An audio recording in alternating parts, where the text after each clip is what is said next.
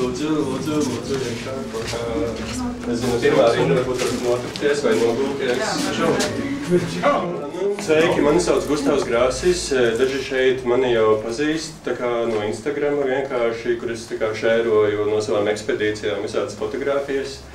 Bet tas tā kā tā sniega bumba ir vēlusies, un viņi paliek dažreiz lielāka un lielāka, tā kā. Un es nezinu, tā kā man grūti izskaidrot to aizrautību. Man liekas, tas ir arī kaut kāds trakums, bet tur ir arī savs racionālais pamats. Jo, man liekas, tas bija, kad es biju Risabā 2. kursā, mums bija tāds, mums pasniedz arhitektūras filozofiju, tur no Beļģijas viens arhitekts. Un es pat neatceros, kāds bija uzdevums, bet mums bija, nezinu, kaut kāda sava hipotēze jāizvirs vai kaut kas tam līdzīgs. Un tur bija, es nezinu, es kaut kā vienkārši sāku skatīties uz tiem ķieģeļiem, un es sapratu, ka tas nav pašsaprotami, jo tā kā mēs esam pieraduši, tā kā tā ķieģeļu arhitektūra dažreiz ir tik ļoti normalizējusies un tik ļoti iegājusi fonā, ka mēs pat viņu nepamanām. Bet tad, kad tu saproti, ka tas viss radās tāpēc, ka bija kaut kādi unikāli apstākļi, gan kaut kāds idejiskais konteksts, gan kaut kāds sociāla-ekonomiskais konteksts, ka bija kaut kāds loks, šaurs loks, kad tā ķieģeļu arhitektūra varēja rasties, kas, piemēram, tagad vairs īsti nav iespējams. Tā kā šeit ir nofilmēts 103. sērijas daudzdzīvokļu nams no Sāniem.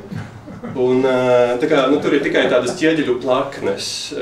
Tas ir, tur pat nevar nolasīt, tā ir tāda ķieģeļu abstrakcija, kaut kāda ķieģeļu plakņu abstrakcija. Un tas ir savā ziņā dīvaini, ka tā dara, jo ir daudz vienkāršāki veidi, kā to izdarīt. Var vienkārši no betona paneļiem taisīt augšā daudzdzīvoklenes, bet tas ir bijis kaut kāds tā brīža arhitektu sturgalvība ieviest arhitektūrā kaut kādu kolorītu. Un, piemēram, Artis Zvirgzdiņš par to ir rakstījis eseju, kad NRA birojas piedalījās Venēcijas bienālē ar neuzrakstīto Latvijas modernisma vēsturi. Un tā kā viena no tādām Latvijas modernisma ikonām, kas vēlāk pāriet arī par postmodernisma ikonu, ir 103. sērija, kas ir tās daudzdzīvoklenes, kas Rīgā centrā vai rajonos tik ļoti daudz nevar redzēt, bet kas ir visur, tur mazpilsētās vai laukos, kur ir tās trīsstāvīgas daudzdzīvoklenes ar balkoniem priekšā un sarkanām ķieģeļu tādām, ugunsmūriem, teiksim tā. Un mūsdienās īstenībā tas pasākums ir diezgan apdraudēts. Piemēram, es personīgi esmu no Cēsīm, un es Cēsīs vienreiz pastaigājos, un tur tieši siltināju vienu 103. sērijas namu. Un tur bija izurta kaut kāda sērde tajā mūrī, un es tiku pie šādas relikvijas, kas ir ķieģeļu miesa tā ir. Un es arī saprotu, ka tagad mums ir tāda sociāla-ekonomiskie apstākļi, kad mums nav izvēles daudzu arhitektūru siltināt, un tas ir tīri pragmatiski, lai mēs nepaliktu nabadzīgi.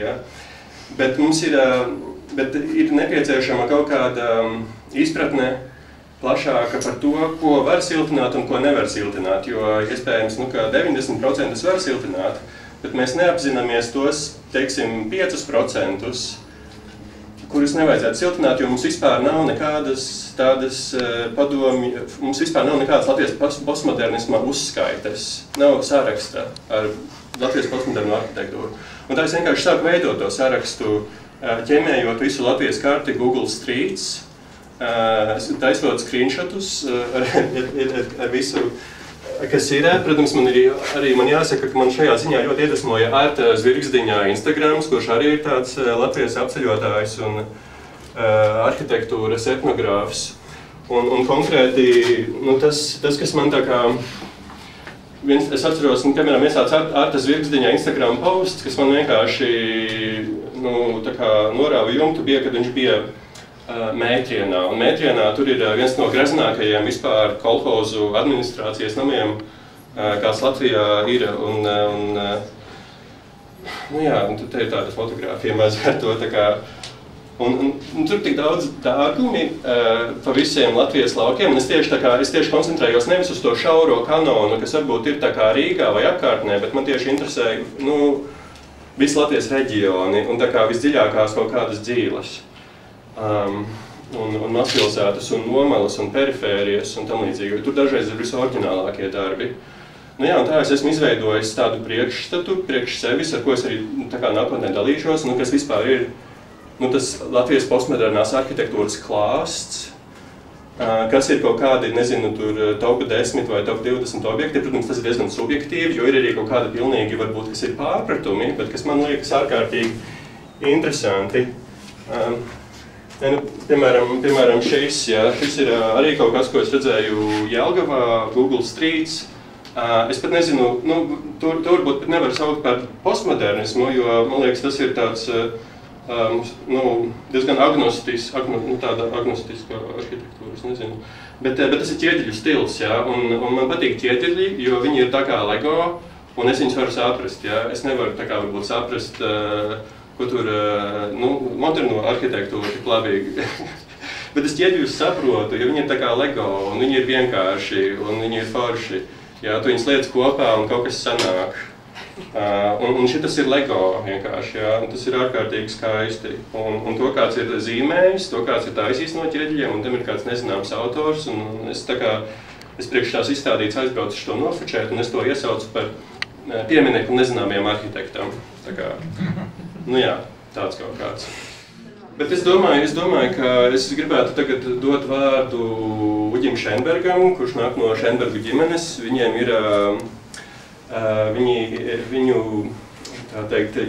Šenbergu ģimenes devumā ir daudz spilgtas ķieģeļu stila arhitektūras un arī postmodernās arhitektūras.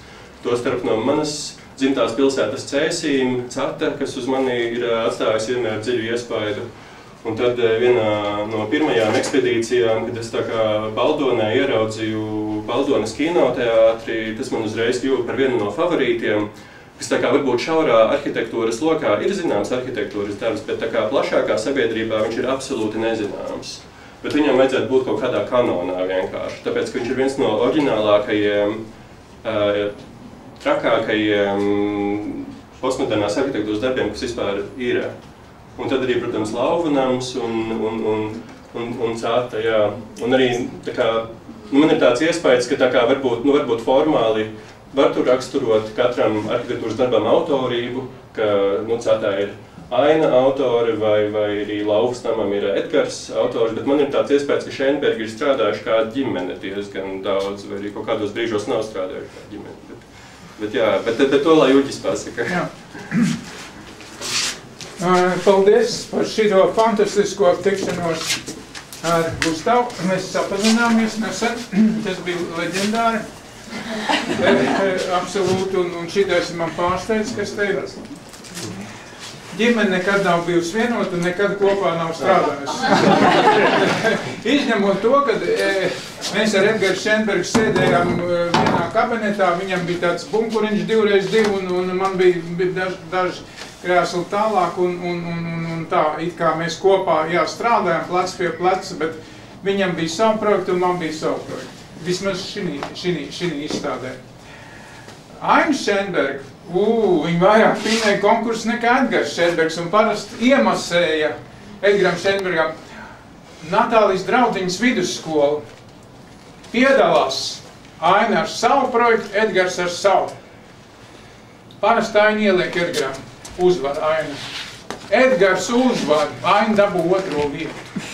Natālijas draudziņas vidusskola realizē Edgars Šenbergs. Tā ģimenī. Tagad ir tā, šito mazliet palaidīsim riņķī, sāksim ar to, tas ir malts objekts. Pasūtītājs ir putniņš, palaižiet riņķī, tā māja izskatās, tas ir absolūti leģendāra māja.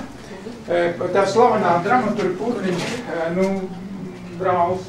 Un tas jau tas ķēnijs arī bija, kas nav dabūja ķieģeļus, dabūja to, jo redzēt, brūnos ķieģeļus jau ražo gandrīz tikai elitāri un Kalinka dabūja bišķīt brūno ķieģeli un pārējie neko nedabūja. Es arī tēvs dabūja brūno ķieģeli bišķīt, bet brūnais ķieģelis vienmēr beidzās.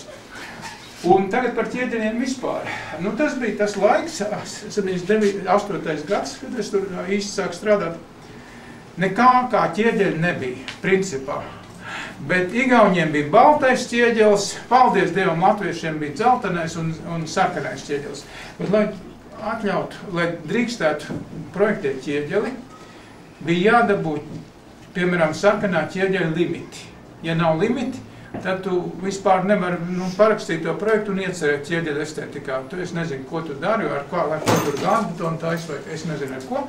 Tev jādabū Gostrojā pie Jāņa Rubīna, tagad Māja Rubīna, man liekas, vēl dzīve, viņas jau jāizlūzās, ka tev limiti. Nu, tev nav sarkanā ķieģeļa limits, nu, tad ņem dzelteno ķieģeli. Un tā tālāk, jā, nu, nav dzeltenais, nu, ņem balto, bet balto parasti ņem rūpnīcām, rūpnīcas strojumu tā. Tagad, nu, kas ar par tam cēsīm? Nu, Cēsis pils un Bauskas pils ir ļoti līdzīgs, nozīmīgs.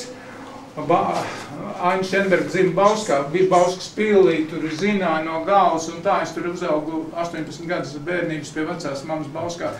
Un viņai tās apaļās formas un viss, un tādēļ Cēsīs arī tā pils. Bauska tāda nikulīga pilsēta, tur neko iedzīgi, nekad nav daudz uzcēluši, un tur nevarēja viņi abi divi praktizēt. Bauskā šo to uzbūvēja makšķernieku biedrību, tēvs uzbūvēja mednieku biedrību un tā tālāk restorānu. Un tā. Un šeit viņi ļoti rūpīgi skaidroja šitos ķieģelišus, bet šeit bija konkurss. Viņi atkal uzvarēja konkursā.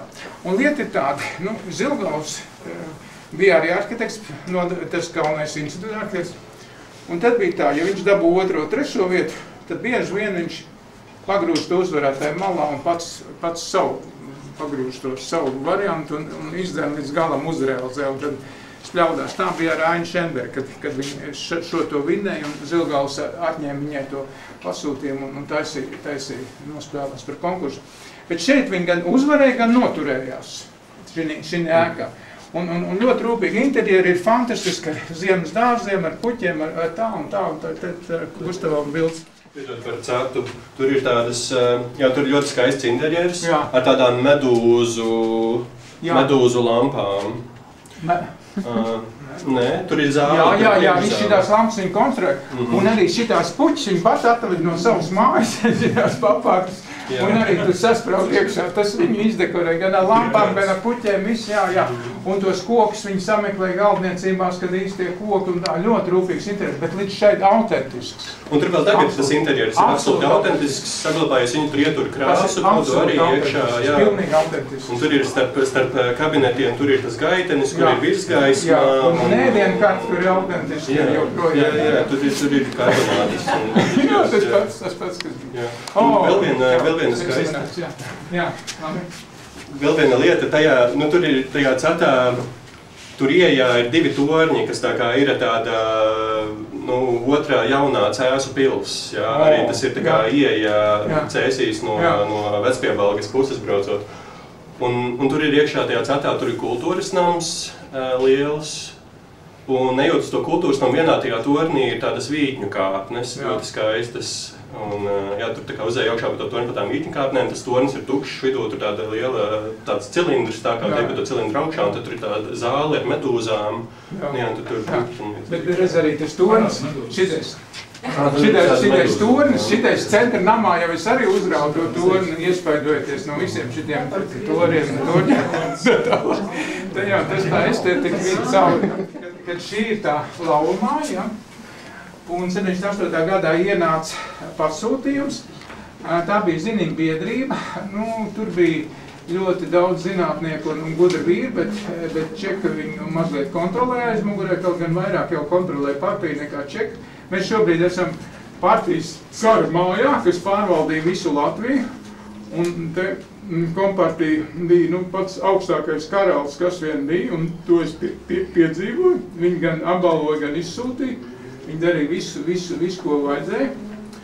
Un tad bija tā, ka nomenklatūrai, latviešu inteligencei vajadzēja mazliet lielāks dzīvoklis, mazliet augstākiem griestiem, 4 istabu, 3 istabu, un tādīs visās mājās daudzdzīvokļu sērijās bija tādi mazi dzīvokļi, 2 istabu, 3 istabu un tā, bet tur bija šķīt lielāks.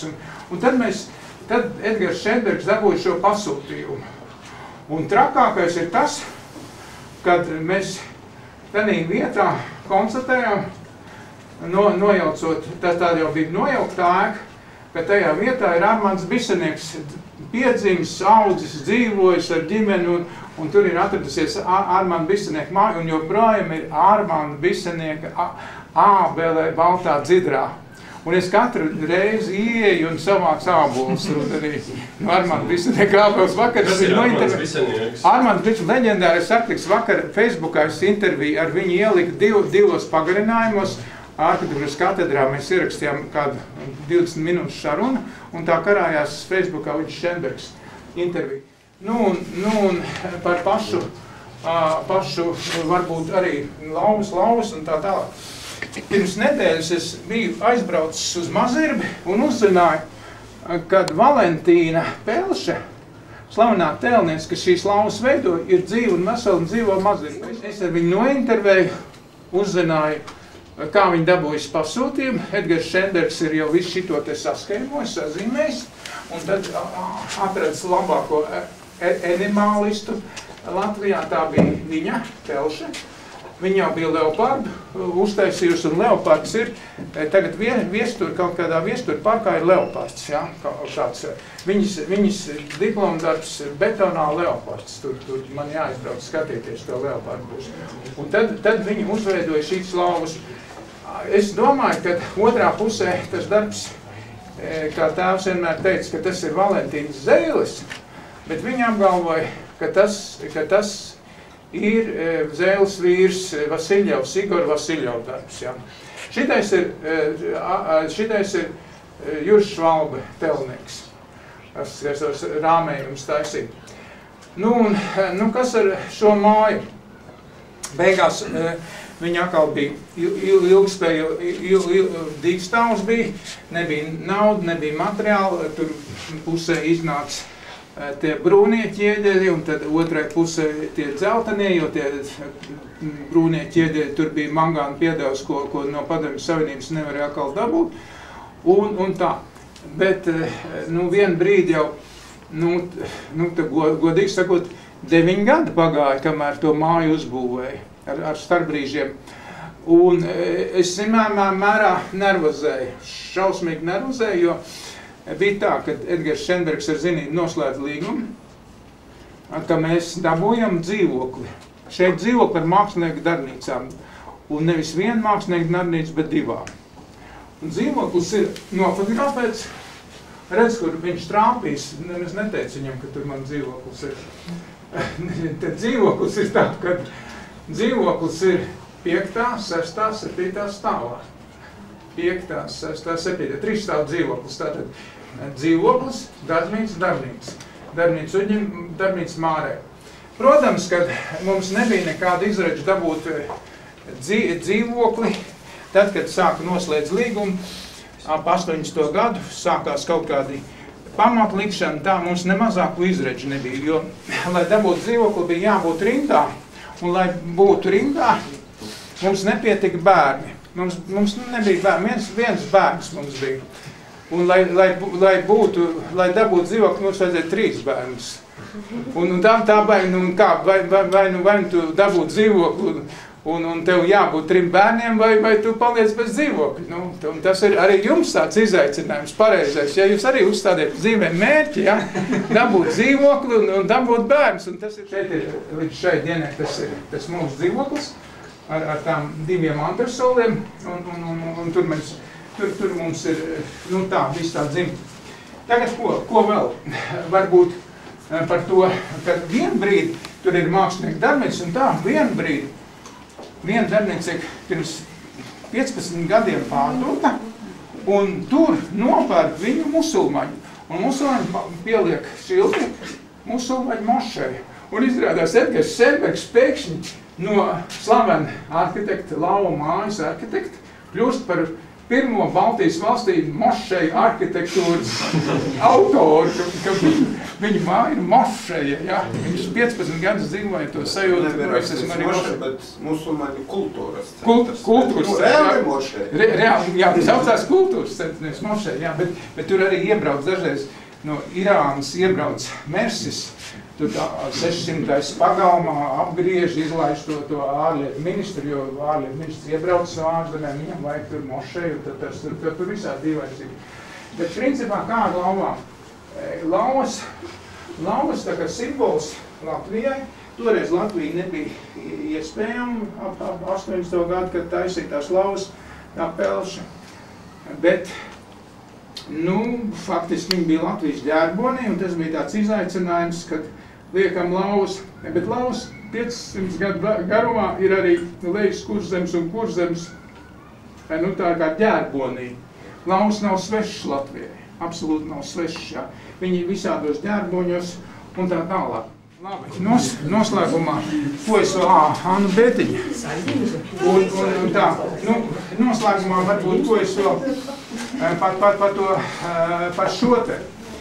Šis un šis, varētu teikt, gāja paralēli šitais tā kā mazliet ātrāk, bet te ir Edgars Šenbergs tīrais autors, un šite tīrais autors esmu es. Bet tas ir pats skandalākais objekts, gan ģimenē. Vienīgais strīdas objekts ar tēvu. Šis objekts ir te palaižām riņķī, tāds viņš izskatās. Tā ir kinoteātris, 200 vietām man bija pasūtīts, un tipveida projekts. 4-kantīga kaste, blakus kaut kāds lejnieku izstrādājums bija arī, lejnieku ēka jau uzbūvēt, bet lejnieks šobrīd ir tur savā Kurzemes dačā. Un, tur tā restorāns. Lejniekam ir priekšā, kas ir... Viņam tur uz priekš, tā pašā ielas pusē, lejniekam ir nākošā ēka, manuprāt, vai aiznākošā ēka. Un tāds pretīgs restorāns, kas atgādina veikalu. Liels vitrīns, bet nevar saprast, vai restorāns vai veikals, bet parasti tur ir apbēdīšanas ceremonijas. Iziet. Un es skatījos skumja vieta aizbraucu. Un slepeni es sāku zīmēt, 4-kantīga 200 vietām bija, es sāku zīmēt ļoti plastisku un 300 vietām, nevis 200, jo 200 pamāz tāds sūds vēl iznāk. Kas tur 200? Tur zāle, nekas tur nav, apjoms nav, nekas nav. Tagad, katram tipveida projektam ir nauda, limiti, materiāla limiti, termiņi. Es Alberta grupās, Edgars Šenbergs, nodaļas galvenais arhitekts, viss saspringt. Saspringt tādēļ, ka mēs jau ļoti daudz spēlējām volejbolu pludmalē, un surfojām un slēpojām ziemā, un tad jau ļoti saspringt dienu. Jāsarauja tās atlikušās nieku stundas, ko tu esi darbā, jāsaspļauj kārtīgi un jārukā, jāstrādā, jo ja tu esi 3-4 stundas pamodījis pludmalē vai teiksim, uz ziemas ledus izklaiņojies, tad tev daudz laika darbam vairs nav. Tev ļoti ātri jāstrādā un kārtīgi. Un tagad es strādāju kārtīgi un lepojos tēvam šito projektu. Oi, kādu es brāzienu dabūju. Klausies, tu esi notērējis naudu, nekas nav izstrādāts tipveida projekts, tev neviens nav atļaus, nav dabūtas atļaus uz tipveida projektu. Tu pilnīgi iegāzi nodaļu, tu pazudini, tu dabūsi rājienu, tu vispār esi pēdējais, kas var būt, un tēvs, 2 dienas vispār nevarēja novaldīties, tādas dusmas un tā tālāk, jā. Bet laiks iztērēts, izķēzīts papīrs, sasmērēts. Pienāk brīdis jāliek uz tehnisko komisiju Rīgā, tas ir Zilgals, galvenais arhitekts izskata un tā, es uzstāju šito te aksonometriju, visu to, un tāds saskums tur eju, dabūšu tur pa minci un tā. Aizēju tur uz to tehnisko komisiju, bet neviens jau nepamana, ka man ir tipveida projekts pasūtīts. Visiem patīk, jā, visi kārtībā, un nobalso, ka jā, turpināt. Un es izvairījos no lielām ziepēm, jā, bet tēvs bija noskaities, jo tas te bija tā atļauts, ka tu vari vienkārši tā, sākt jau te vienkārši taisīt tādas figūras un virsgaismu uzlikt, un ko vēl lauvas, un tos nevis lauvas, bet zirga galvas, un to, un šito, un tā tālāk. Tagad tas ir tas pats dramatiskākais iesākums, jā. Tas ir, šeit es palaidu šeit, ja kāds interjers ir. Arī, un tagad varbūt tā. Nu, es jau ļoti kopēju to Edgara Šenberga manieru, kad jāsavāc arhitekti, dizaineri, tēlnieki un tā. Tagad arī, kas te notiek, kas šitais? Tas bija autogarāžas, jo viņiem tur ir automašīni un vadā filmas vēl par rajoniem, un tur ir tāds garāžas veidīgs. Bet autogarāžas reizē bija arī autobumu patvērtne. Un man bija no koka koncepcijām jāuztais divstāvu, tā bija bomba vēžišķē, divstāvu tādas slāviņas, kur gulēt, ja uznāk automkarš. Šitās sienas ir 64 cm, nevis 51, lai autombumba nesagrauj. Šitais arī tā kā autombumba, lai tev kinotēta nesagrauj. Šeit ir tās, nu, kas ir tās? Tā ir breģa skulptūras, un tās ir zirga galvaskals. Kāds ir Baldunas kinotēta koncepts? Pirmais, lai būtu kino, ir vajadzīga tumsa. Tādēļ tā māja ir ļoti slēpta, logi visi ir noslēpti, un tā tālāk ir vajadzīga tumsa. Otrām kārtām, kas ir kino? Kino tas ir spēle, un ķekats, un teātris, un tā tālāk priekšvēsturē, ķekats un teātris. Nu, ķekatās bija zirgu maskas un tā tālāk. Bet vēl, kas ir Baldoni? Baldoni uz to brīdi, viņiem bija 1980. gadā, viņiem bija 6 zirgstaļi, un tā Baldoni bija Latvijas zirga galvaspilsēta.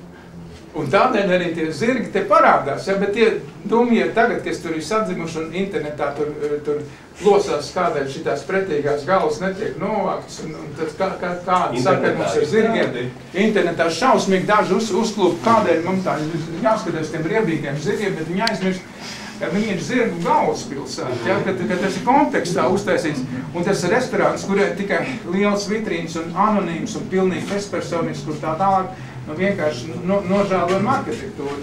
Šeit ir vismaz kaut kādas iezīmes. Nu tad vēl jūs redziet, ir tornīts. Tas ir novākts. Tur bija, tas, kur palaid riņķī.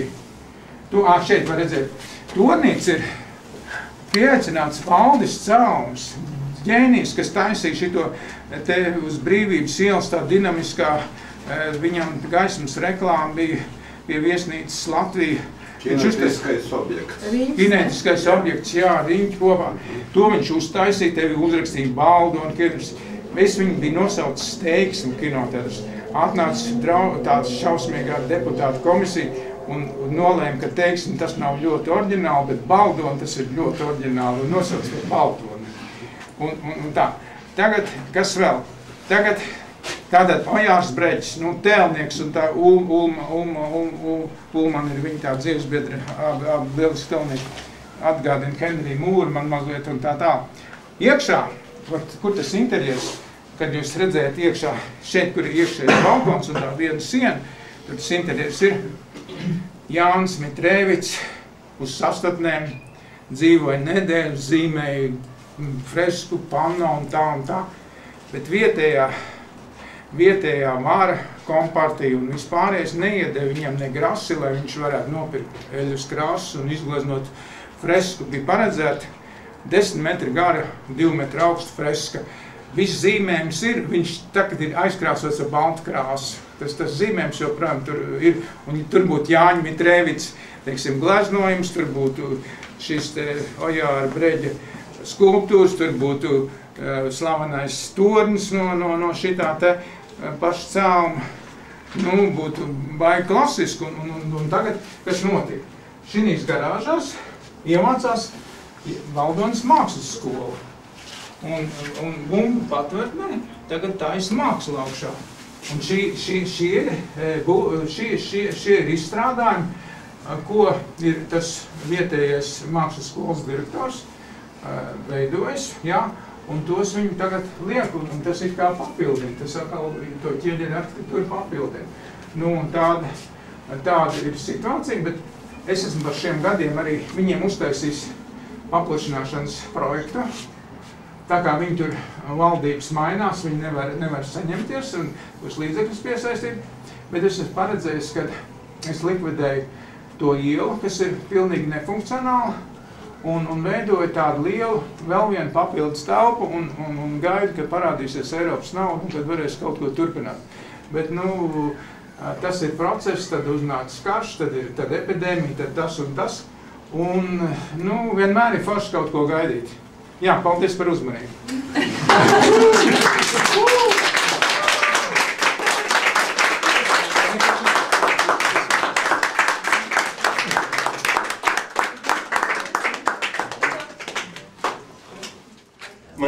Mani ļoti šokēja pirmā reize, kad es redzēju Baldonas kinoteātri, jo tas nekādā veidā neatbilda manam priekšstatam par padomju laiku arhitektūru. Likās, ka tur tā kā baigais rokenrols iet vaļā, jo tur ir tās miroņu galvas, tā kā... Es uzreiz man bija tāds jautājums... Es mazliet pastāstīšu, kāda bija tā situācija. Tanīs gados, tas bija 78. gads un mazliet 2 gadi iepriekš. Man mājās vecākiem bija dežurli architecture, franču arhitektūra, nu, pienāca arī krievu tulkojumā brīžiem vien. Un tā tad kaut kas vēl pienāca, žurnāla grāmatas bija, Dženks postmodernisms arī tika iztulkots, vai kaut kas krieviski vēlāk un tā. Un tanī fundamentālā bibliotekā Doma laukumā ārzemju žurnāli tika tomēr iepirkti un bija apmeklējami, varēja aiziet, ja. Mēs bijām Latvijas jaunie arhitekti, nu, kam bija interese, ja. Bijām labi informēti, kas notiek pasaulē. Nebija tā, ka nu tagad zels priekšērs un neko. Varbūt es grāmatu un kino pasaulē bija mazāk, ja, bet arhitektūra skaitījās kā galvenā māksla, ar ko var uzspodrināt valsts prestižu, un viņi nežēloja iepirkt visādus tādus žurnālus un grāmatas un tā tālāk, un bija pieejams. Un piemēram, nu, arī bija, nu, šīs te, nu, piemēram, no Sāremes salas Louis Kahn, es atceros žurnāls ar Louis Kahn. Nu labi, viena šausmīga anekdota, ja. Tagad, jūs ziniet, Jākaps Trušiņš, 90 gadi, profesors, un tad daži studenti viņu pazīst, pārējie ņirgājies, kaut kāds vecs un pilnīgi izkulkojas prātu un kaut ko tur. Jākaps Trušiņš, bet kas Jākaps Trušiņš? Viņš arī tāpat kā mans tēvs leģionārs, karoja, tad atnāca kaut kādā kursā, viņam vienas bikses bija, tās pats leģionāra bikses, viņam nebija nauda, pa ko cits nopirkt. Labi, tas bija pirmajos gados, bet pēc gadu 2 viena viņa kursa biedrene, arhitekti, atpazina, ka viņš ir leģionārs un mainīs vārdu uzvārdu, ka tas ir pavisam cits, ir bijis uzdodās par lapiņu, bet ir Trušiņš, jā. Un tagad viņi nostučīja. Viņu izsūt uz Vorkutu, uz Rūdas raktuvēm, no kurām parasti neviens neatgriežas Vorkutā. Un man vecāki ir Trušiņam draugi jau no studiju gadiem, viņi tur kopā vienā kursā studējuši un tā. Tagad Trušiņš ir Vorkutā, prom kur Ellē, tad viņš tur, protams, tiek pie fantastiskas sievas, viņš aprec cietuma priekšnieku sievu. Kļūst par baigo līderi Vorkutā, kļūst par projektēšanas institūtu līderi, jo viņš ir cietuma priekšnieks sievā apprecējis. Un 2 bērni, kas joprojām dzīvi ir, Trušiņam. Priekšniekam nebija iebildumu? Nē, tu laimīgs, kad ir tāds vecs no Baltijas, jā. Un tagad, kas notiek, tagad tēvs un māte sēž te komunāla projektā, tad cīnās par konkursiem, es cīnos ar saviem bērniem tur uz studijām. Es ap 75. gadu. Tagad pienāk dežūr 2 franču žurnāls, krieviski iztulkots. Un uz vāka Jākapa Trušiņa projekts uz vāka franču žurnālu.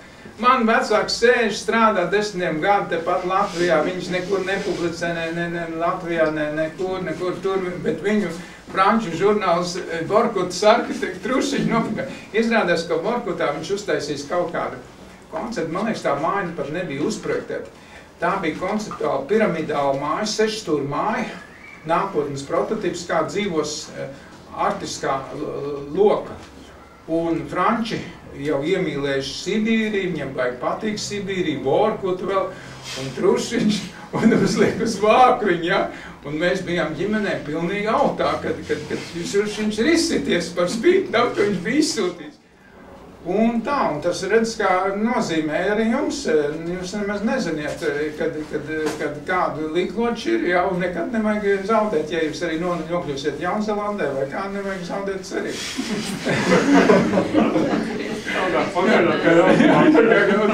Tik atpalikušā vietā.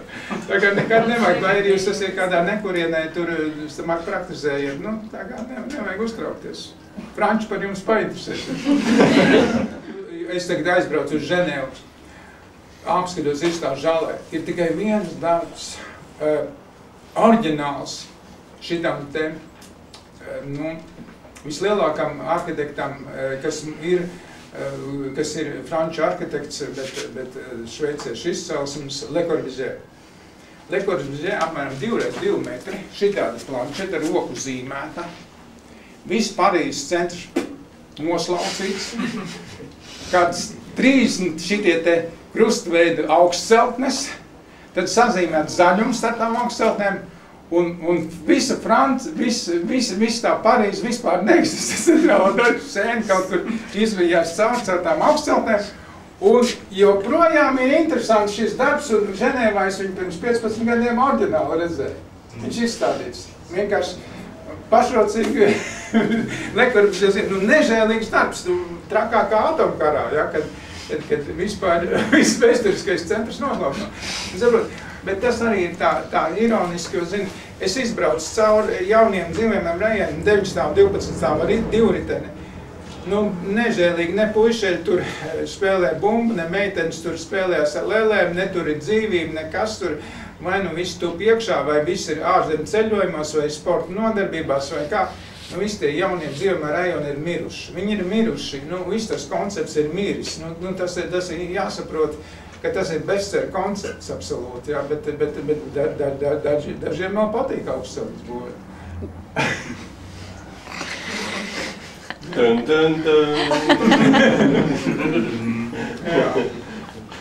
Nu tā, bet es domāju tā, ka man prieks, ka Uldis ir noturējis šo telpu, ja, kad tomēr izmaksas nav mazas, ja, un noturējis savos nagos. Un ziniet, kas ir jātaisa viena apspriede, kā mēs dzīvosim un skatu uz nākotni. Ir jau forši šis postmodernismu izstādīt un tā, bet tiešām uztaisam tādu kārtīgu tusiņu, mēnešu divu, kur mēs domājam par jaunām tehnoloģijām, par jaunām estētikām, par jaunu dzīvesveidu un tā tālāk. Tā kā, nu, man prieks, jā. Tā kā ir vērts atnākt. Jā, paldies.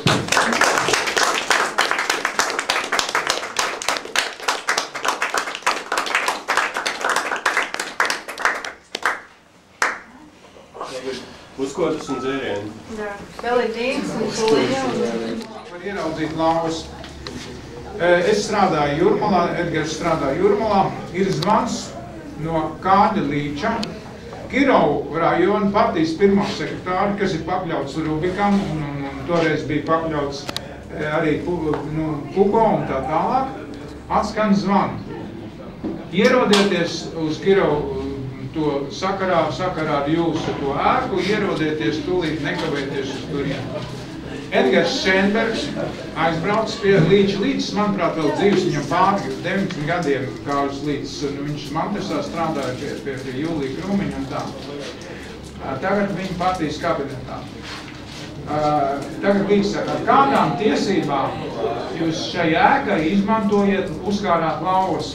Edgars Šenbergs visos tehniskos zīmējumus, viņam visur tur, kur asari viņš iesniedz uz saskaņošanu, tur ir tāda taisnīstora plāns, viņš te būs šokbetona elements, viņš jau nekur lauvas nesaskana. Te būs šokbetona elements, tas šokbetona elements un tā lauvas viņš izvilka tikai tad, kad jau sākās jau būvniecība un paslepeni to darīt. Tagad lauz jau kāds 4-5 skarājās. Tagad ir tāda ļoti saruna, interesanta saruna starp Līdz un Edgars Šenbergu, ko viņš atstāstīja un kas jau leģendāri klīst riņķim. Tagad Edgars Šenbergs saka tā, nu, sakiet,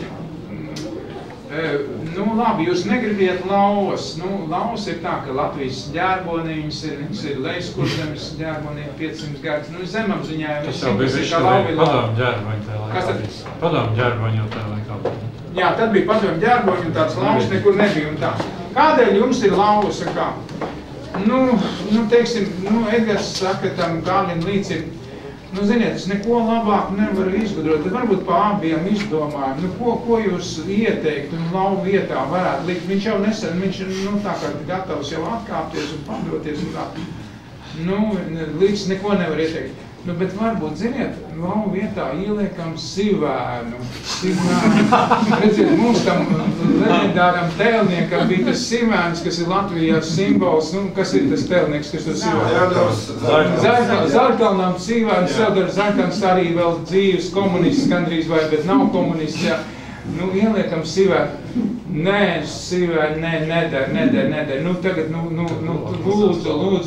lūdzu, Līča, gospodin, nu, kungs, es nezinu, laikam latviski runāju, ka biedri. Nu, ko liekam? Nu, Edgars Šenbergs saka, bet varbūt ieliekam gaili. Visos Rīgas torņos ir gailis. Nu, tagad tas jūt, kad Edgars ņirgājas par viņu, tur sivēns, gails un tā. Baigi, paliek baigi sirdīgs.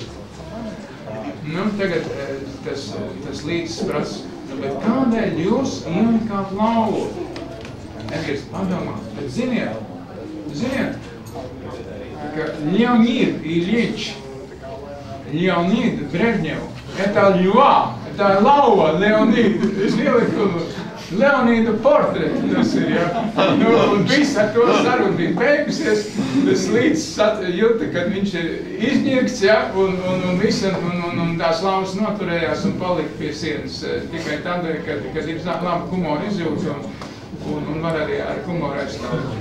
Man ir jautājums. Bija tāds kinoteātris Pienītis, tas arī ir postmodernisms? Tas ir modernisms. Tas ir modernisms, domāju, ne? Kur tur tā robežšķirta? Es tā neesmu tāds cilvēks. Nu, grūti jau noķert ir robežu. Ir vienkārši jāveido, un tad tu nezini, kurā nokļūst. Es domāju, Picasso arī brīžiem viņš glaznoja gan tā, viņš jau nezināja, kurā svara kategorijā un kurā mākslas kategorijā viņš nonāks. Ja? Tev vienkārši ir jārāda sev priekš sevis, savam priekam, un tad arī citiem patiks. Bet ja pašam tev nepatīk, tad arī citiem tev nepatiks. Tā ir vienīgā recepte. Vienkārši jārāda. Un jākstās, un tādā labā nozīmē jākstās, un tiešām pēc laika tev iepatīkās arī tas periods iepatīkās, un jo tas ir viss sastrādāts. Arī, piemēram, ir tāda māksla, jā, glezniecība, tēlniecība. Pirmais oriģinālais darbs vienmēr rada šoku un riebumu. Ja ir šoks un riebums, tad zini, ka tā ir mantra, bet ja nav šoka un riebumu, tad tā nav mantra. Vienmēr, piemēram, kad es ieraudzīju Rotko pirmo reizi, ka viņš te bija Latvijā izstādīts, nu, es domāju, ka viņš pa mani iegājās. Es biju aizgāju mājās tāds saskums un domāju, kad es tiek izsmirts vienkārši. Pēc tam man Rotko baigi sāk patikt, jā. Nu, tā tas ir ar mākslu. Neko nevar zināt. Nenoteiktība. Tā dzīves nenoteiktība, bet vienmēr ir jāķer vai nu ķieģelis, ko piedāvā, tagad jau ķieģeli mazāk, jā. Nu, var pielietot tagad visāds flīs un ko, nu, jāķer to, bet tāda lielas izvēles jau nav, jo ir zināms budžets un zinām atlas un tā tālāk, un jāķer izdevību un jāveido. Bet par to Latvijas postmodernismu runāja, tas neradās kā kaut kas pilnīgi cits, tas jau uz tās modernisma konstruktīvās bāzes, 6x6 metri, nu tikai fasādes bišķiņi pavariet sākumā. neradās tas, uz tiem pašiem. Vairāk detalizēt. Jā, lodziņi tādi, un tur kāds jumtiņš, slīpais jumtiņš. Bet vienalga, redz, postmodernisms jau iezīmē to laiku, kas ir tā kā apģērba moda arī. Pēc apģērba modas tu vari pateikt kādā laikmetā. Paldies Dievam, kad ir postmodernisms, mēs zinām, kādā laikmetā tā ēka ir būvēta. Mēs orientējamies laikā. Tā kā nosiltina, tad mēs nesaprotam, vai tas ir starpkara modernisms, vai pēckara modernisms, vai 80. gadi, vai mūsdienas, jo tas siltinājuma apmetums viss padara tik tādu nekādu. Man mājas iedzīvotāji grib šito māju nosiltināt, jo viņiem liekas, ka varbūt es ieģelstam pār kvalitatīvs. Bet šitā dienvidu puse viens uzkarsējās pasīvi ziemu un vasaru mūrs un iedod mājās siltumu. Ja šīs pasādes būtu nosiltināts, tas būtu apgrieztais efekts, tas būtu pilnīgi zaudēt enerģiju un tas pilnīgi nepareizi siltināt ķieģeļu mājas, kas ir 51 centimetru ķietumā, tas ir biezumā, tās nav jāsiltina, viņas nav jāsiltina. Tas viss ir tikai tāda iedoma, ja? Viņas ir pasīvi uzkrājušas mājas. Tā kā nevajag aizrauties ar siltināšanu vai protestēt. Uļi, tu piedalījies arī koncertzāles tajā projektā. Ko tu saki par to tiem 6, kas tur tika pavirzīti tālāk? Un vai vispār tas tagad ar visu jauno valdību vispār kaut kur... Nu, redz, kā ir pirms konkursa sākuma, šitā Dats Kalmāns, kas ir baigi pieredzējuši arhitekti, teica tā, tas būs jauns eksperiments. Ja konkurss būs izgāšanās, tad būs arī jauna vieta un jauna programma un citur. Tā kā par tiem 6 arī mēs nezinām, vai tā būs izgāšanās vai nebūs. Manuprāt, rūpīgi programma bija sastādīta, man bija prieks viegli strādāt ar NAM sagatavotām visām tām vadlīnijām. Ja? Tie darbi bija ļoti vienpusīgi, visi 6 vienā virzienā šāva, varēja kādu 1-2 izšaut kādā citā virzienā. Bet, ir cerības, ka 28. gadā būs koncertzāle kāda no tiem 6 variantiem mums gatava. Vieta man, es kādēļ taisies, es apmēram 2-3 mēnešus pretojos sev netaisīt šo konkursu un tā tālāk. Bet man uzpirka vieta, kad vieta ir pareizā, jo, teiksim, ja tu nebūtu iecerēt koncertzāli, tad būtu tādas pašas problēmas kā šo, kā izmantot, ja? Un kādēļ tāds ēka vispār stāv. Redzēsim, kas notiks. Bet tur bija ģeniāli projekti, viens tas pazemes, 6 stāvs zemes bija, es domāju, viena no pasaules spēcīgākajām grupām, kas tas bija. Tie nebija joki, tas nebija tāds studentērs, tas bija kaut kāds supergrupa, kaut kāds Pirmalbal vai kaut kas tāds. Un tur bija ļoti arī spēcīgi projekti iekšā.